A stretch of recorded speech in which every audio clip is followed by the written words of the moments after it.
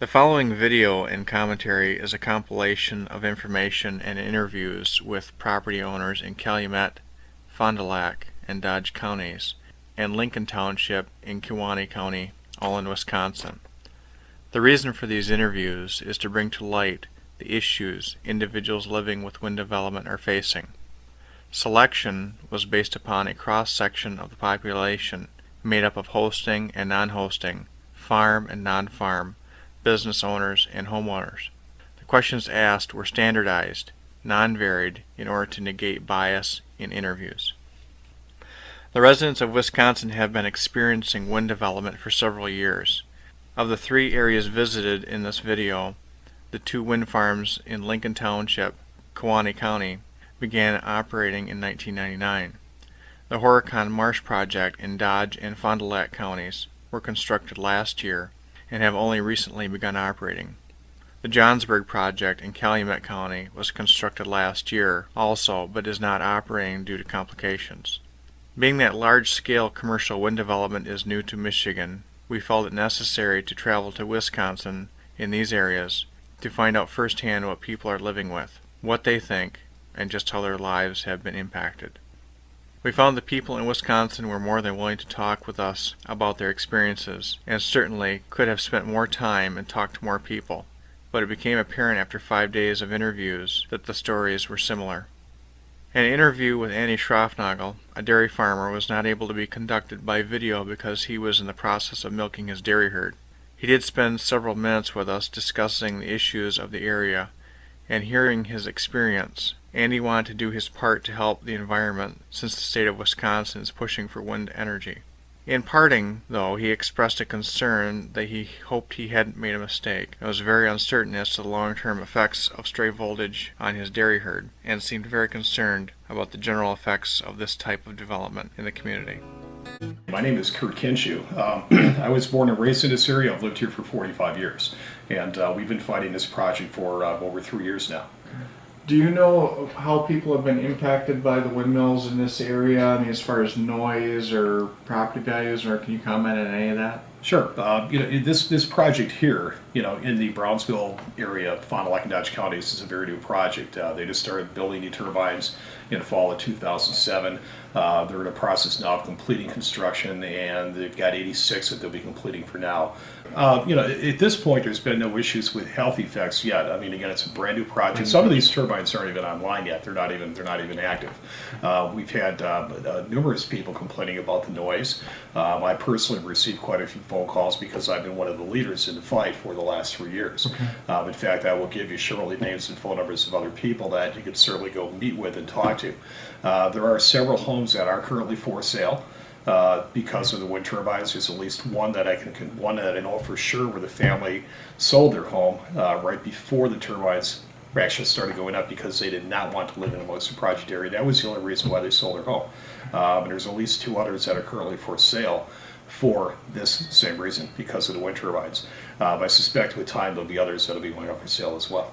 What has it been like to work with the utility companies in the area here? I mean, or the developers? Is it an independent developer come in here, or is it a utility company that's come in here to put these turbines up? It's an independent developer out of Chicago. The name of the company is Invenergy. They formed an LLC called Forward Energy, and that's the company that's actually put the project up. Strategically, they hired a local contractor to put the project up, knowing that this contractor and their employees would not fight the project because they would benefit financially. This particular company is called Michaels Corporation. They're based in Brownsville, and there's a number of employees of that company that are scattered throughout the project area. There's one for sure who in the beginning was involved in our fight against the project, and at some point she did back out because of pressure she got from where she worked.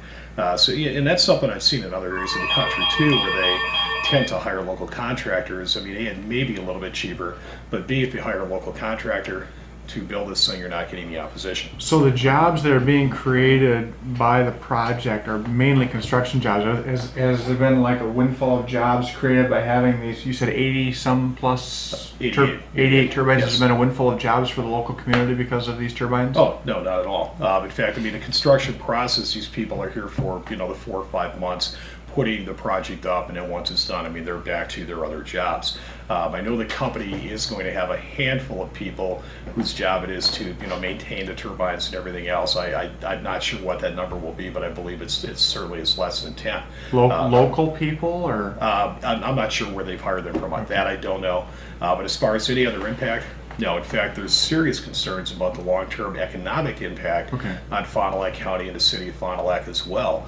I mean, if I own my own company, but it's a small company. Yeah. But if I own a major company, and if the local city of Fond du Lac or Dodge County or Fond du Lac County were attempting to lure my business here, if I personally drove here and saw all these wind turbines, I would say not a chance. I would not want to live here. I would not want to drive through this. I wouldn't want my employees, my management people to have to deal with this as well. So what does it truly do in 5, 10, 20 years to the local economy? And that will be seen with time. Okay. Is there anything else you want to add to what this has done to the local area, the economy, neighborhood? Has it been a positive impact for the community overall, or negative? Very negative impact. I mean, there's numerous stories about longtime neighbors and no longer talk to longtime neighbors. We have several cases of family members no longer talking to family members. I personally have a cousin who her and her husband are putting 3 turbines on their farmland. Since this fight has begun 3 years ago, my cousin Pam has opted not to talk to me at all. Her husband and I have agreed that we'll disagree on the topic because we're still friends. She doesn't talk to me at all. We've got at least one situation where 2 brothers live side by side.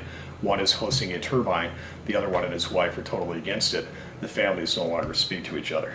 We've had several families quit churches over this because they've gone to church, people hosting turbines no longer talk to them at all. And they're like, you know, we're quit, we're going to go elsewhere.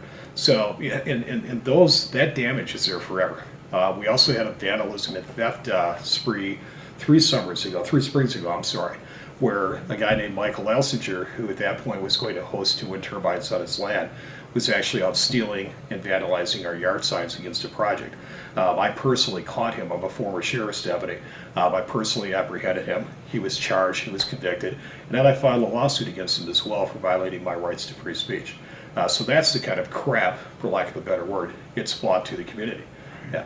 What about setbacks? What's a typical setback from a home around here? Did they prescribe like the local community? Did they come in and say, we're going to go with a state model ordinance, or are we going to do some studies here on noise and impact to people? What did they prescribe for setbacks? Did the community get involved with that process? The setbacks are 1,000 feet from a neighbor's home, unless the neighbor gives permission for the turbine to be closer. It's ironic, the company calls that their good neighbor payment. You know, like a good neighbor will say, well, it can be closer. So it needs to be 1,000 feet from a neighbor's home. It's got to be 440 feet from the neighboring property line, which is the height of the turbine times 1.1. Our local town board consists of 2 semi-retired farmers and 1 retired gentleman. For lack of a better way to describe it, these guys are dumber than a box of rocks. I mean, I've been going to town board meetings for the last 3 years. It's phenomenal, their lack of knowledge. And I am convinced that these companies kind of come in beforehand, check out some of the town boards, and say, yeah, they're not going to fight this. You know, our town board thinks it's a good thing. Or at least at the time, now that they get a lot of phone calls, they get letters, they've seen what it's done to the community. You know, off the record, they may very well tell you, yeah, we have regrets. But they made no effort to fight it at all. What about revenue? Were they promised revenue through tax stream property taxes? I mean, were they thinking that, well, this is going to bring a lot of revenue into the community so we can build roads? What was their thinking? Yeah. There's the company offers what they call shared revenue. You could also call it bribery money. I mean, that's like me coming into a community and saying, hey, I'd like to build this company, and let me offer you, the X number of thousands of dollars if you approve it and don't fight. It's bribery. I mean, for my law enforcement background, that's the same as being bribed. Had it not been for the promise of shared revenue money, I don't know if our town would have supported it. But again, long-term wise, what does it really do? How much money was promised? I don't remember the exact dollar amount. I just don't remember the amount. In my opinion, whatever way, it's not worth it. With what it's done to this community, it's not worth it. And again, I can give you several dozen names and phone numbers of people that if you've got time you can meet with, and they'll express the same concerns and others. I personally am fortunate. My closest turbine is almost a half a mile away. Initially, there would have been more that would have been closer, but they were eliminated due to the proximity to the Fond du Lac Airport. But I'm still against this project. I've seen what it's done to the community. Again, I'm born and raised here 45 years, and bottom line, it's ugly. It's ugly now. It's ugly at night with the flashing red lights. It's torn the whole community apart. It's not worth it. What are your thoughts upon, because Wisconsin has a similar push, if you will, that Michigan does. You know, there's this big push for renewable energy. What are your thoughts on the renewable energy push by the state, the mandate, to have a certain percentage of renewable energy by a certain year? And what that's Sure. doing? But bottom line is this: if the wind doesn't blow, they don't produce. There's two turbines that are about a mile from here that have been there for about 10 years. I can see them every day from my property. In the middle of the summer when it's hot and humid, the wind doesn't blow. They don't even move. We could put up tens of thousands of wind turbines in the state of Wisconsin or the state of Michigan. The wind's not moving, they don't produce. So all of the conventional forms of energy, nuclear, gas, coal, they're still running 24/7 regardless. And studies have shown that it's more efficient to keep them going than it is to shut down, say, a nuclear plant for 2 days because, gee, the wind is blowing, and then fire it back up. We can put up tens of thousands of turbines. It replaces nothing. It's feel-good politics. The wind energy companies they spend hundreds of thousands of dollars on lobbying at the state and national levels, and it's just feel-good politics. Long-term wise, it's ludicrous. It's a fluke. 10, 20 years, this project will be obsolete, and I'll still be here to say, I told you so.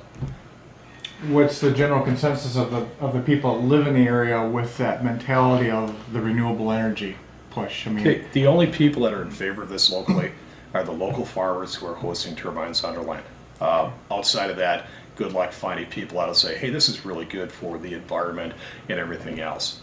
Good luck. You're not gonna so find what you're saying is there's other things that people could do on a different scale, maybe for renewable energy, or maybe like solar. solar. So solar would be the route to go. Absolutely. Yes. Absolutely. Yeah. All right.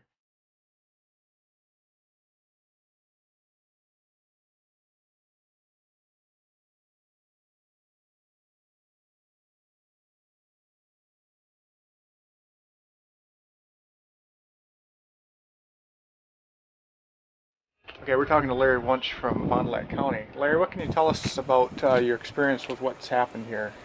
Well, this project started probably about 4 years ago when they first came into the area here. We got a lot of neighbors around the area got wind of this kind of late. In fact, I first found out about it when a person from the company came here on my property and asked if I wanted to host some of the turbines. Then we investigated over the next couple of months and found out the size of the project and how close the turbines could be to my property and stuff. And of course, there were a lot of questions, and especially there were a lot of issues. And as we got into it, we found that the energy company was lying to the board. They had kind of had the board bought into the project. It is a state project. In other words, it's got to get approved by the State Public Service Commission. And it just seemed like we were a small group trying to fight this. It was big money, and we just didn't have the resources or the money to continue the fight. And as you can see, well, I have one 1,100 feet from my house. Issues that we've heard about from other people that live in wind farms, shadow flicker, noise. I don't know if this one's sounding, there is a noise with this one here today. I can hear the noise. It's quite loud. I don't Yeah. know if the camcorder is picking it up or not, but it's quite. And you said it's louder when it's windy. Right. There's not much wind today. There's only about 10-mile-an-hour winds, and when the winds are like 15 gusting, it sounds like a jet engine on a taxiway at an airport is what it sounds like.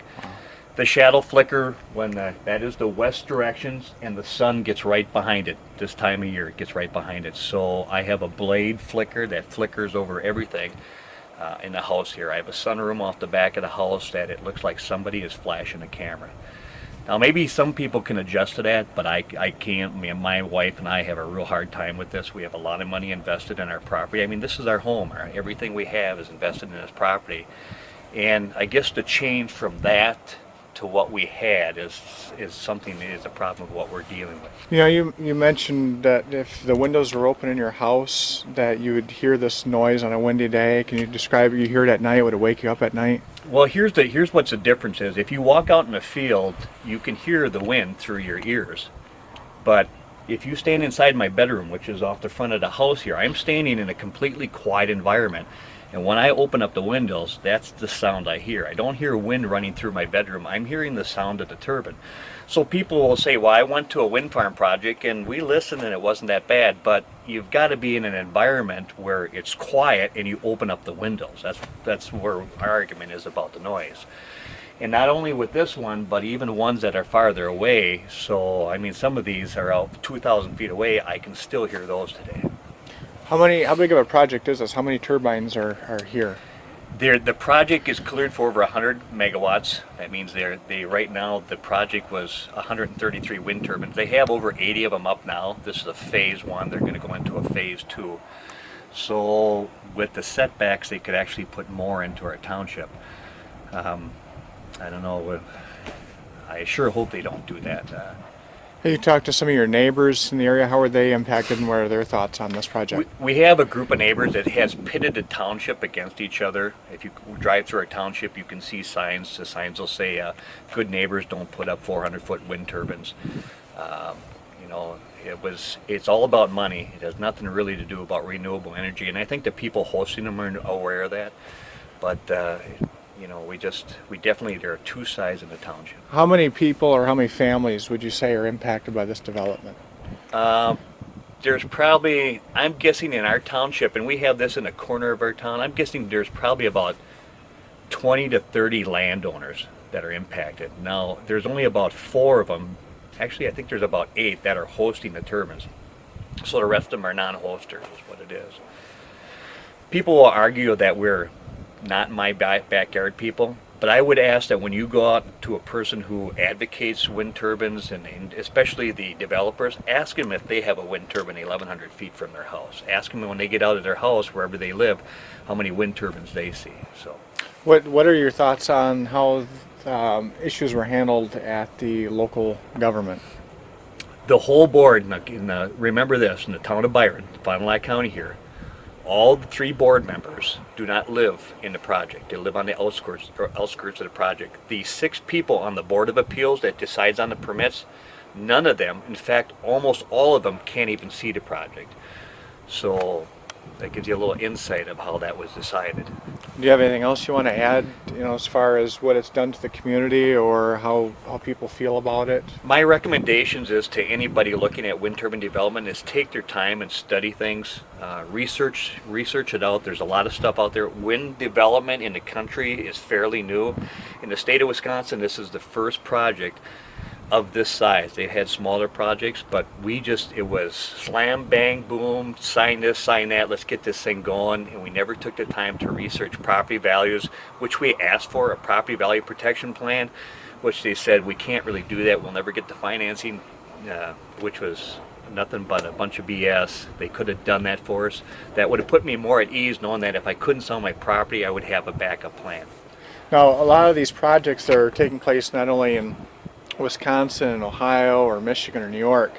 There's a big push by the state for a certain percent of renewable energy by a certain date. What are your thoughts on that? Well, there's a leading manufacturer that employs 500 employees in the city of Fond du Lac. They use 20 megawatts of electricity. That's their normal production needs, 20 megawatts. These are GE 1.5 megawatts, and they need a 30-mile-an-hour wind, almost a 30-mile-an-hour wind to produce 1.5 megawatts. You'd need 15 of these turning in a 30-mile-an-hour wind, operating at 100% efficiency in order to power one leading manufacturer in Fond du Lac. The state of Wisconsin wants 10% of the state's electrical to come from wind turbines. It don't happen. I've researched this stuff. Wind turbines are nothing but a scam in my vision. I think the ratepayers and taxpayers are paying for this. My electrical bill went up 8% already. We're going to be paying for these things, and certain small shareholders are going to be making millions of dollars. Now, what about jobs? We hear a lot about jobs, that this is going to be good for the economy in the states. They're going to bring a lot of jobs to the area. Construction jobs, maintenance jobs, running. I mean, how good are these going to be for the economy, in your opinion? This project, the construction started in September, was pretty much wrapped up by mid-January, February. It was one major construction company. I'm sure there was a lot of jobs that it gave jobs for 3 or 4 months. Now it's done. So they'll have a maintenance group go, and I wouldn't have an idea how many. I would think a maintenance group to look after 130 wind turbines consisting of maybe 8 people. So they're providing work for 8 people here with this project. Are these local jobs or out of the area, do you know? That I'm not sure of. Okay. Okay. You have anything else you want to add? I have willing to give my name and help people out. I think this is, like I said, this is going to affect our life, and I'm outspoken. I'm not afraid to vote out about it. I'm not trying to grind an axe here. I just want to make sure people understand about if a wind turbine gets placed at 1,100 feet from their house. I just want people to understand that this is a possible impact not only on their lives, but of the lives that where the wind turbine is going to So what you're saying, 1,100 feet isn't far enough away? No, if it was a mile, I think I could live with it. Even though I don't like it how wind turbines, like I said, I think it's a scamming, it's a fleecing of America, to tell you the truth. But if it was a mile away, I could probably live with it. But 1,100 feet, no, I can't. Could they come into a community like this and put them up at a greater setback and still do with the job? They could, but state statute, now remember, the energy companies in 2001 lobbied to create a state statute which produced a model ordinance which says that they can put them up to 1,000 feet, which, of course, the board that put these together was all energy company officials. It wasn't me or a town chairman or anybody like that. Okay. Larry, thanks a lot. I lived here since my dad built this house in 35.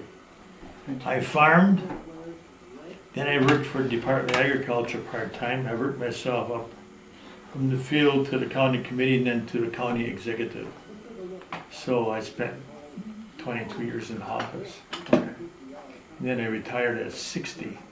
Now I'm 81. Oh, that's good. And I'm also a musician.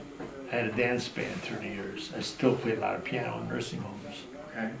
So that's my life. Farm, music, and government. Okay. That's a good combination. That's pretty good, huh? I Yeah. never worked in a factory.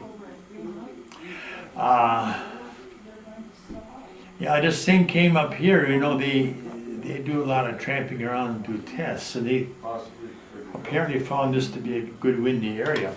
But I think the big attraction was that Horicon Marsh is 30 miles long. And that lays about 8 miles west of here, where it lays. And it's about 10 miles wide, 10 miles wide, and it's about good 30 miles long. From what they told us, the winds sort of pick up over that big marsh, and there's pretty good wind over here on this east side of the marsh. So they proposed to build over in this area here, more closer to the marsh. But then a bunch of these, what they call them marsh advocates, they put up a great big stink, and they said these turbines are going to kill the birds, the geese and the birds, and also the bats. There's some old coal mines down by Mayville. Mayville, steel mines. Okay. And there's a bunch of bats in there. They say there's thousands of them in there. And they're afraid they're going to kill the bats. And they got an organization, they call it the Horicon Marsh Advocates, and they fought this like crazy. It delayed this whole thing here a couple of years. They fought like crazy. And they spent a lot of money. But they lost. I think they lost because of big power and big money. And but then when it come down to the end, in the final phase now, they could build on this side of the marsh, but they had to stay 2 miles from the marsh. 2 miles. Yeah, which is where they are now. Is that originally, you mentioned this Horicon Marsh a couple of times. Originally, did they want to be closer to the marsh, or? I think so. I think they felt when the winds came up over the marsh that It was strong near the marsh. Because the other day I just talked to him down there in Brownsville, and he said that they're talking about, they got 88 of them now they put up. But they want to put in another 22, but they prefer to build them closer to the marsh. So I think you're going to be pushing on that one again. The biggest other obstacle was all these city people that come out here and build homes. Bought an acre of land, they built a home, and they don't want to be disturbed. And of course, they don't like that change. And part of it is the change, and part of it is the money. I think the money is the biggest one. The money, The money that us farmers are going to get for the turbine, Oh, I see. and that bugs them severely, I think, because they can't get one, and because they don't have enough land, unless you have, we only got 80 acres here, but unless you have some land where the turbines at least 1,000 feet from a building, you can't build. How many feet? 1,000 feet. Is that, where do they come up with 1,000 feet? Is that something that's prescribed by somebody, or? Well, that's their general rule. Now, some people have them closer to 1,000 feet to their own buildings, but they gotta be at least 1,000 feet from somebody else's. Do you think, and I guess in your opinion, is 1,000 feet a good setback? It isn't any too much, because my tower up here in the hill is 1,000 feet away from just the Hickory Road here. Okay, There's a guy built a new home there in the woods, okay. and he's made a hell of a stink. He's filed a written complaint. He's really fighting it right now. Is he 1,000 feet away? Yeah. Do you think, And he claims it's noisy and it aggravates him. do you notice any noise here? You can hear it. What does it sound like? Sounds like a jet plane Sounds like a jet plane? with a little whirl to it. Woo, woo, woo, woo. Okay. Is it? Mainly you won't hear it unless the wind is blowing towards your house. Towards your house? Okay. If the wind is blowing the other way, you don't hear it. Oh, okay. But as far as I'm concerned, I don't consider it very significant. Okay. I would consider it,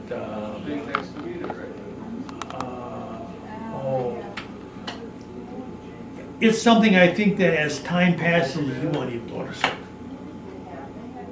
This type of development, if you had to stack up the pros and the cons on the opposing sides, what would be some of the pros and what would be some of the cons for this type of development? Well, the pros are it certainly brings money into the community. Money for... Yeah, well, we're going to get 5,500 a year now. Some, I guess, are getting more than that. Okay, And they're gonna pay us twice a year, they said now. okay. We're gonna get our first check on August 15th. But I won't get a full 6 months because ours, he said it was commissioned on the 7th of March. Okay. So it'll probably be about 4.5 months. But then after that, it'll be a full half. But then it's going up, I guess, a couple percent a year. Oh, it goes up a couple percent maybe, okay. I think 2% per year.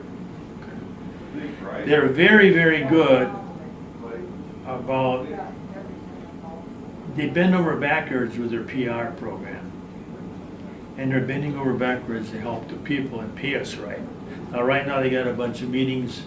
They're gonna pay us for our land, where they destroyed. On top of the hill where they put mine in, they determined there's 5.3 acres of cover that was destroyed, that was sod.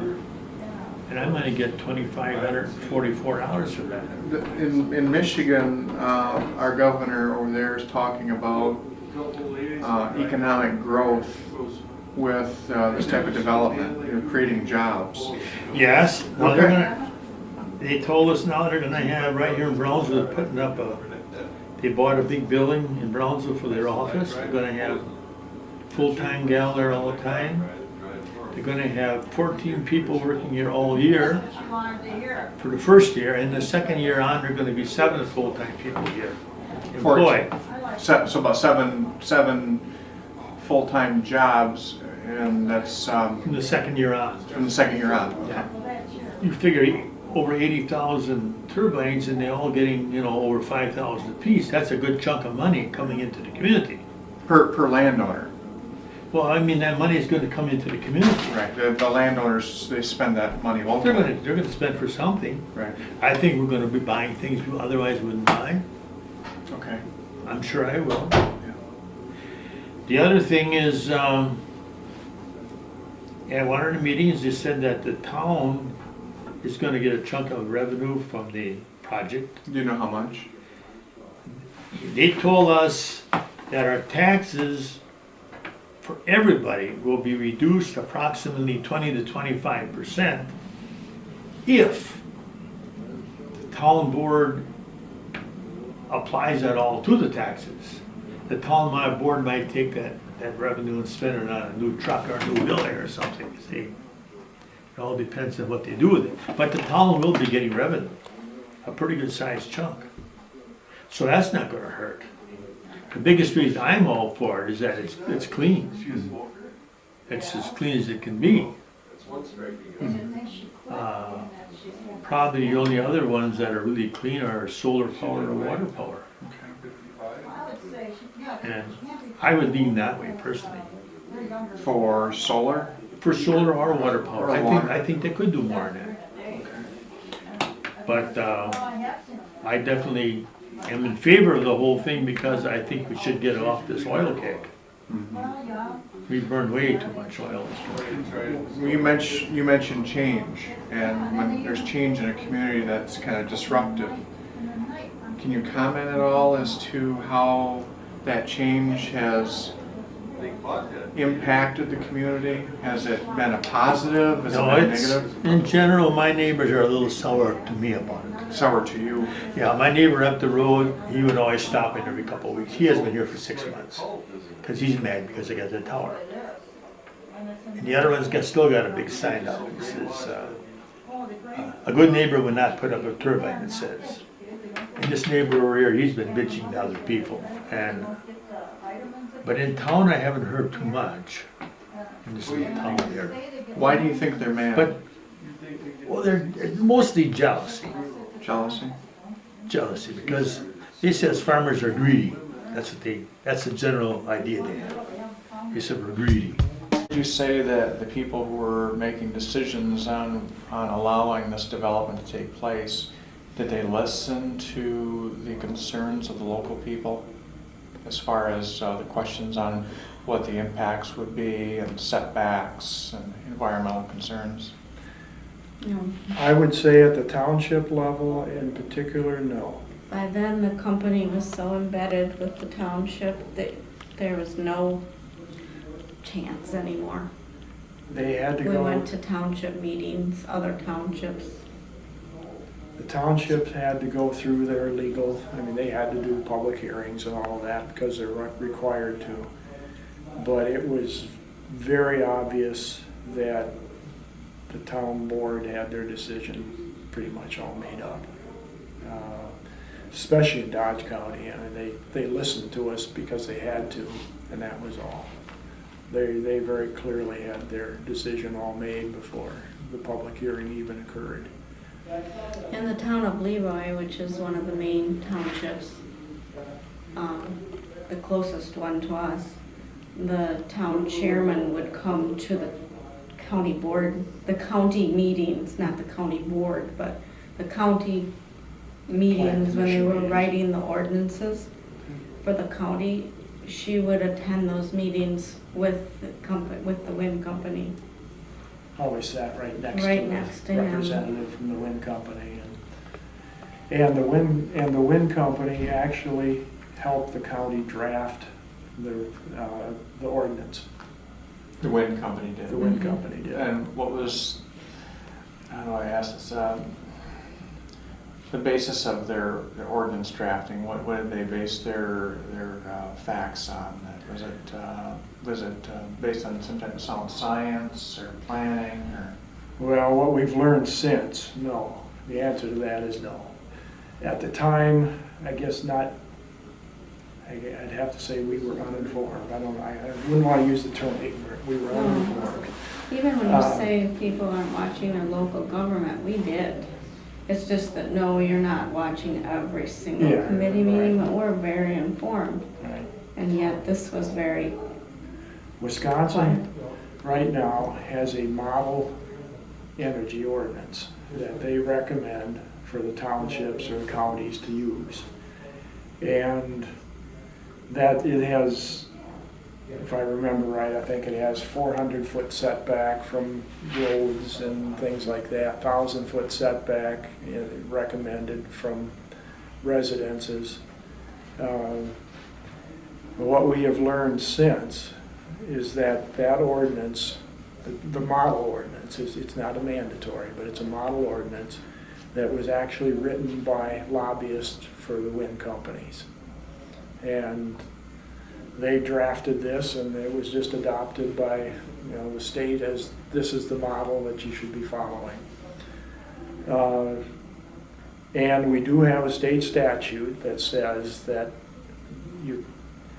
in effect says wildlife does not count. You can only base local ordinances on health and safety. And that's actually written in the statutes. So, and then what we've learned since, and like I say, the model ordinance is written by lobbyists for the wind companies and has absolutely no science or legal basis for anything that's in the ordinance. And this is what all of our state representatives, right up to the governor's office, are telling people. This is the model that we should be using. So that that was the basis for the local ordinances that were being adopted.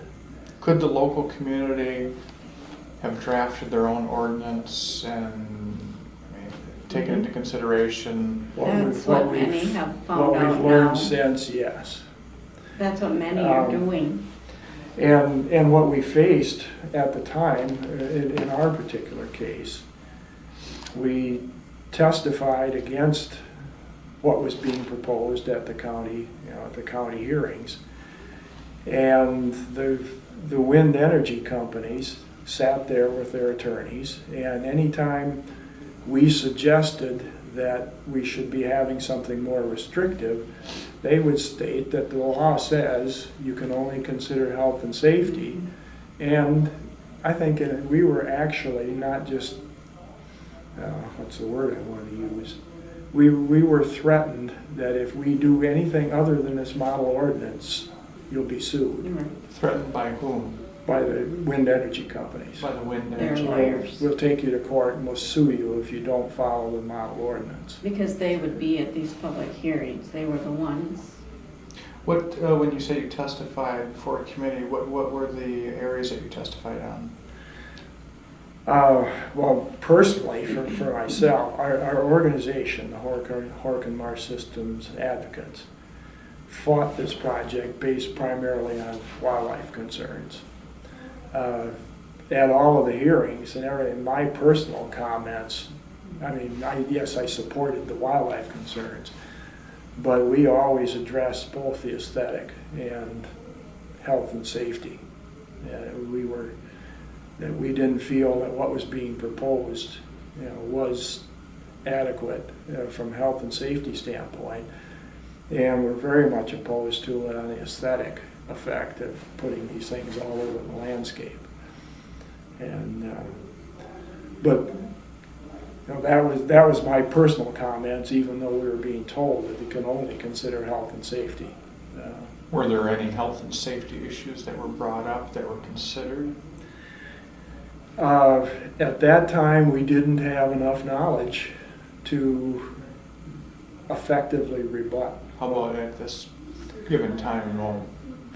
Since No, that time, there's a there lot has been a more. lot learned. And Could you share with us what you've learned as far as health and safety is concerned? well, I think what you heard today from Jerry Meyer in particularly, I think reflects what we've heard. Well, There's been, And there's that Dr. Pierpoint. yeah, Dr. Pierpoint that I gave you the New one York. paper there out in New York. is doing a lot of research along these lines. And what she is telling us is that there is substantial medical basis for concern about the effect of wind turbine noise. And she has very thoroughly documented research information and work that she's done. And there have been a number of cases, and the one that I had mentioned earlier up in I believe Kewaunee County, where there was a lawsuit that the property owners won against the wind energy company. And there's other cases that we've heard about, one particularly in Nova Scotia, where a family just had to move out of their house because of the health effects that it was having on them. So there's more and more of these cases being documented where there is substantial medical evidence that there is health effects from the noise, the sound. Now, you said that this is in the state law, that the only consideration that a local community can give in their decision-making is for health and safety. Right. Well, the townships now that are working on it, and a good example of that is the town of Union. And But also Trempealeau Trempealeau County. has the strongest ordinance in our state now. They They- just passed it about a month and a half ago. That'd be about right.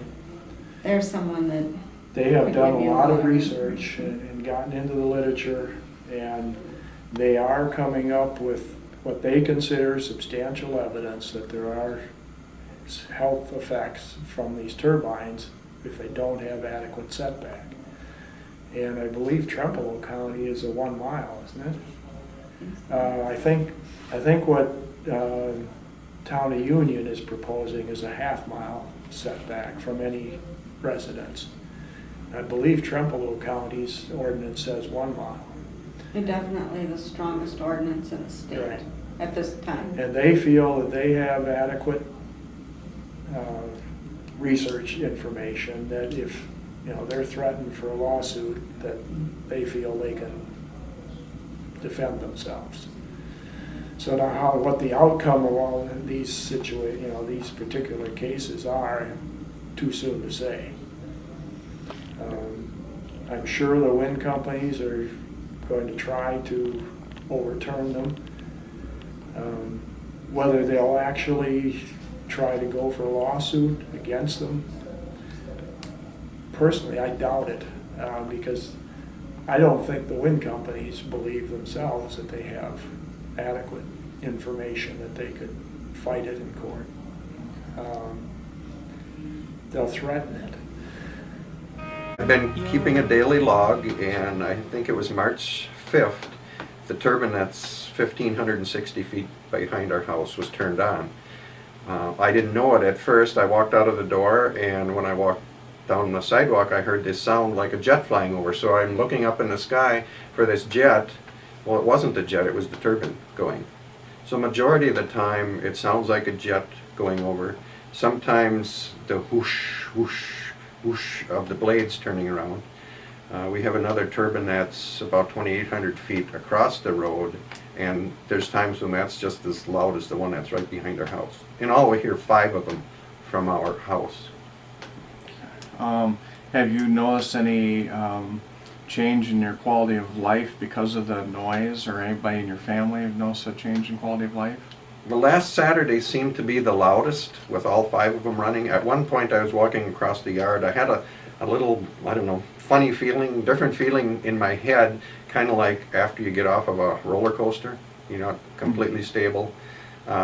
We have a 13-year-old son that came to us, we adopted through social services, that has a lot of issues, emotional issues, health issues, and a couple days after the turbine started turning, and I say that turbine, it's the one that's behind our house, he had headaches for about 3-4 days, pretty strong headaches, and he's on a unusual program at school because of discipline. Level 4 being the best, he can stay in the classroom with the other students.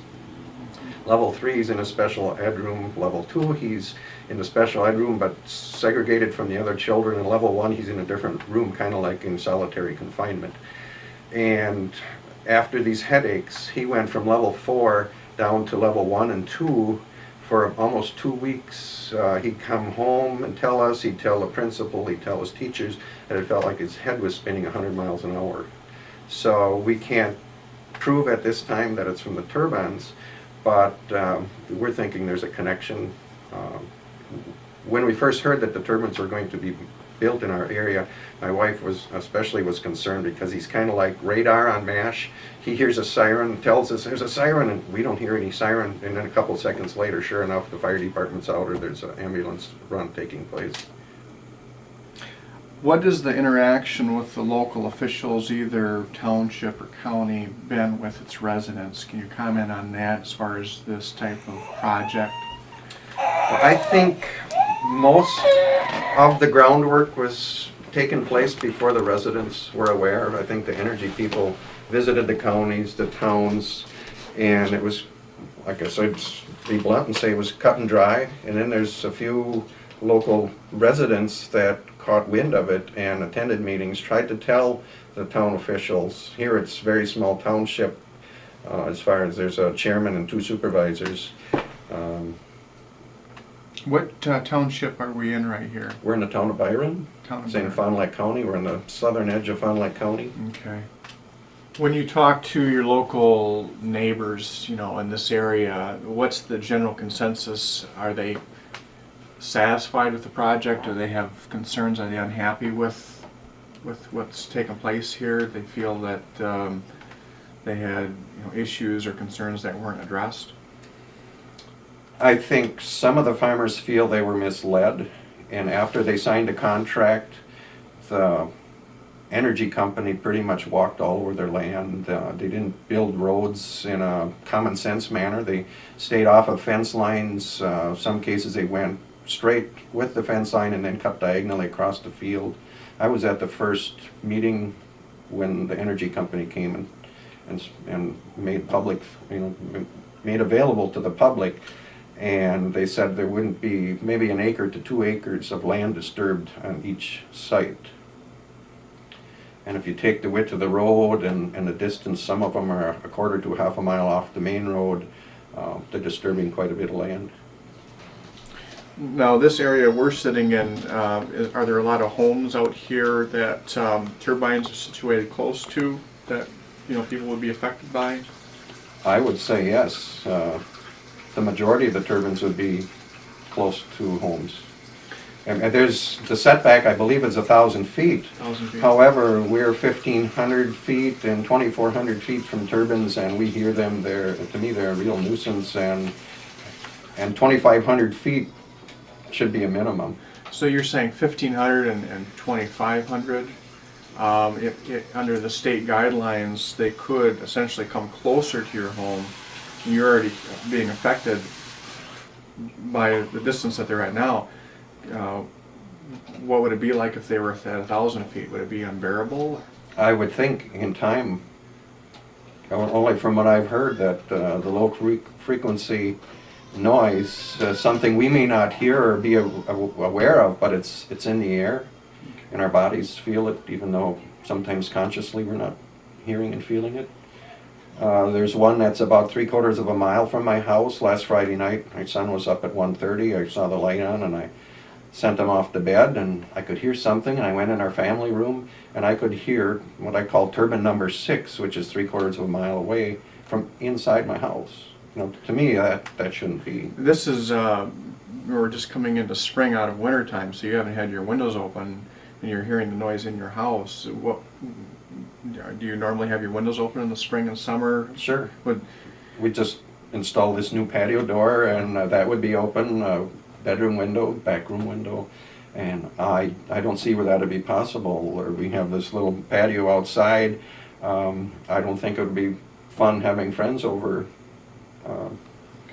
and trying to talk with the turbines whooshing in your background. I want to ask you a question about your opinion or your thoughts, or people you've talked to about the state's renewable portfolio standard.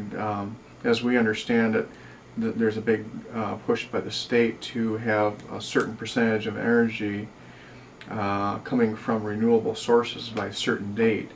What are your comments or thoughts on that? Gee, do you really want to hear? I think they should take all of the tax credits and money that's going to the wind companies and put it into first nuclear, and then coal, and then gas. And because we're not going to lose even one of these other types of power plants because there's wind turbines polluting our skylines. If it was a good source of power, private industry would be jumping on it, and they would be thrilled to be putting them up without the tax incentives that they're getting. Okay. So you feel that the main reason why they're coming in this area is because of the tax incentives? Right. Another reason is because there's a very high voltage power line real close. I don't think they necessarily put them where the wind is the greatest. They put them where there's other advantages, the power lines being one, because if they put one off, we say, well, why don't they put them out in a state where there's less population? There's not going to be as many high voltage power lines either. It seems like this is, election year. It's a big political thing. The whole global warming issue, really, I guess to be blunt, is a hoax. In 1972, I think one of the Time magazine covers was they were concerned about global cooling. It's like they're always trying to make us afraid of something. Okay, we're sitting here with Robert Meyer, and how old are you, Robert? 13. 13. Tell us about your headaches that you had. I get like major headaches when I got on the trails for snowmobiling. We get like my dad and I, we went on trails. We were going past some wind turbines, and I had my helmet on, and I got a major headache just with my helmet on, with the machines off and everything. Just right when we shut them off and everything. How long do your headaches last? As long as I can hear like the wind turbine. So when you're away from the wind turbines, do the headaches start to subside and go away? Yeah. I don't call it a calming sound. It's something that shouldn't be there, and you're very aware of it. And it's what distresses me about it is you can't get away from it. I've had somebody say, well, there's a lot of sounds, trains, whatever, and I can hear the train when it goes through in Byron, airplanes, whatever.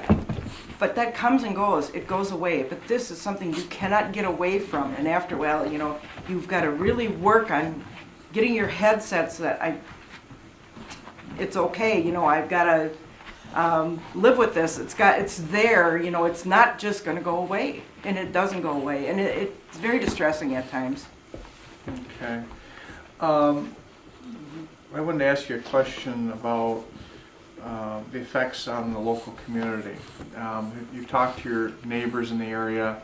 What's the general consensus or the thoughts of people in this area since this project has come into the area? Well, I haven't talked to a lot of people, I have to be very honest, but the people that I have talked to, anybody that is having problems with the sound or the lights are very distressed about it, and I do know of people that have put up their house for sale. And I'm thinking about in those lines myself. I'm very concerned. This was my retirement, and I'm not sure what I can get for this property now. I'm sitting back here with turbines on 3 sides of my house, noise, lights all over, and then on the one side I don't have a turbine. I have the weather tower, which has a very piercing white light that I have that is very easily seen through my sliding door and on my deck. And it's like nowhere here can I get away from it, any side of my house, any part. So I don't honestly know. I haven't really looked into putting the house up for sale yet, but I am very concerned, and I have heard from people that are in the town that had that. It's very possible you'd have to look at $50,000 less for the worth of your home, or what you could get for your home. That is I always find this kind of comical in a way. They'll say, your place doesn't depreciate, it's not worth less. Well, no, it's not worth less. It's can you get what it's worth? And they will always come back at you. That's what I have had happen to me, it's not going to be worth less. And after I thought about it, I thought, oh no, it isn't worth less. It's just, can you get what it's really worth? And probably not. People will use that as their, to get the price down. How many turbines can you see from your property here? Would you say? I mean, if you had to quantify that and count, how many would you say on a I'm sure over 20. over 20? Oh, yes. Okay. Out my west bedroom window at night, I see at least, over the line of my trees, 15 blinking red lights because I counted them. Okay. It's like, just kind of like a show back there. I quickly put the blind on. I don't like looking out there anymore. I want to ask you a couple questions about the local economy and jobs. We're looking for information regarding what kind of benefits this type of project is going to bring to the community. And one thing the states are talking about is that they're going to create jobs. Do you know anything about what it's going to bring as far as benefits, as far as jobs to your community, this type of project? Honestly, I don't. All I know is that the people that put them up were from a lot of different states. Okay. One of my family members lives in a condo, and they lived above there. They're gone now. Two. All the ones that were on the apartment complex where my family member lives all had Utah license plates. So not from really around here as far as that construction piece was that I know of. Okay. And I don't really know. I don't know how much is there to do now. Okay. Maintenance issues, maybe. Could I just go back as far as Yes. you had asked me about the neighborhood. Yes. I will tell you, I think it is the saddest part of this whole thing. I know of families that are broken up because of this. I know neighbors that are broken up because of this. This community is in two camps right now, and I don't know how this will ever get resolved, that people will again live. Unfortunately, I am in that position too, and I feel awful to think at my age that I have these issues that with people that I don't feel I've ever had anything like this before. And they come, I've had them at my door and telling me that I should just be happy and be quiet and I'm going to benefit, and if I don't do this, we're going to have blackouts like California.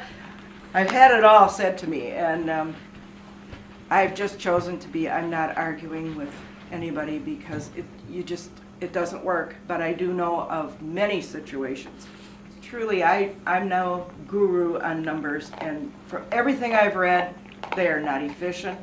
They are not worth the tax dollar that we're going to stick into them, and we are going to pay. My only comment is, if this is true, I'm very much against it. If I would be in the wrong on that subject, then I would say, I would hope that other town boards would look at this and not impact homes and residences. Put them like they do in Iowa, out on these places, and Scott will say, you don't see a home anywhere near, and they have many, turbines, but they do not have any homes anywhere near them. Would you say that one of the major issues in a development like this is that the wind turbines themselves are placed in too close a proximity to residences? Absolutely. Absolutely.